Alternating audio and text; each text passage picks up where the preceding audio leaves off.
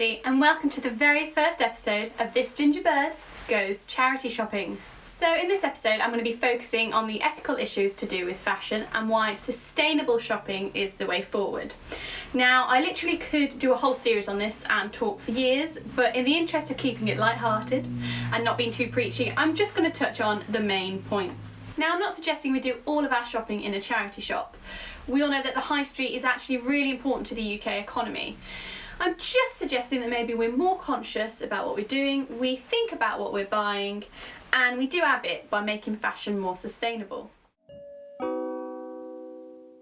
So sustainability within the fashion context means benefiting society as a whole through sourcing, manufacturing, and through sales. Now, we all know that it benefits us, the consumer, the end user. We manage to get excellent fashion at a much lower cost. However, when it comes to sourcing and manufacturing, this is when we start to have a sticking point.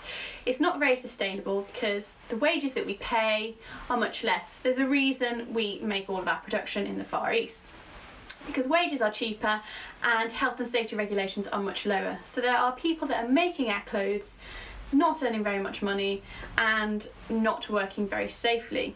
So yes, it benefits our society as a whole, that's fantastic, but next time maybe when you're buying a t-shirt for £2.99, maybe think of how many pence the person that made that actually earned. Once again, I'm not saying we should stop buying from the high street because those people still need jobs, still need to earn a living, but it's just being more aware of what it is that we're buying. So the other side of sustainability within fashion means minimising the impact on the planet. So with regard to the effect on the environment, as I said before, we all know that the fashion industry is not the best. Just looking at pollution alone, obviously there's air pollution. Lots of our synthetic fibres are created using and burning fossil fuels, so we're polluting the air. We're also polluting the soil and the land because those synthetic fibres, they are non-biodegradable, so they can take up to 200 years to decompose. Quite often polyester clothing usually isn't of the best quality, so the garment itself doesn't last for the wearer. However, the fibre will last much longer. So we end up left with a useless garment that nobody will wear because it's no longer acceptable to wear anymore. However, the fibre itself is going to take forever to decompose. And just to note, 72% of clothing is generally made from synthetic fibres. On the other hand, there's also the water pollution. So lots and lots of water is used in clothing production, especially cotton. Now, on the flip side of the synthetic fibres, cotton will decompose more. It's a natural fibre, so it has less of an impact on the environment once it's made. But the actual manufacturing process has a massive, massive impact.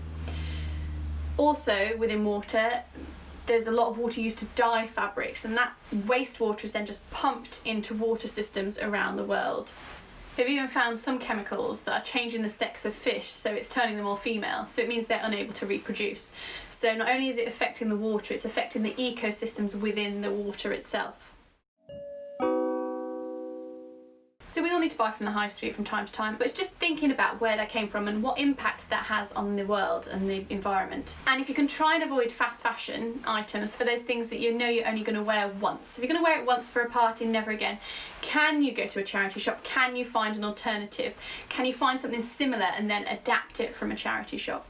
And also try not to think of fashion as disposable. We all buy those cheap sale items that are fluorescent crop tops and things that we know we're going to throw away. So instead, turning it around, thinking about, rather than fast fashion, can we think about slow fashion? So can we buy things that are better quality, that will last longer, that are the key staples that you'll know you're going to wear more than once? Things that are better fabrics, more natural fibres. And even, can we buy from clothing stores or from ranges that are sustainable and ethically made? Yes, these things might be more expensive, but in theory, if you're being more considered when you're buying less.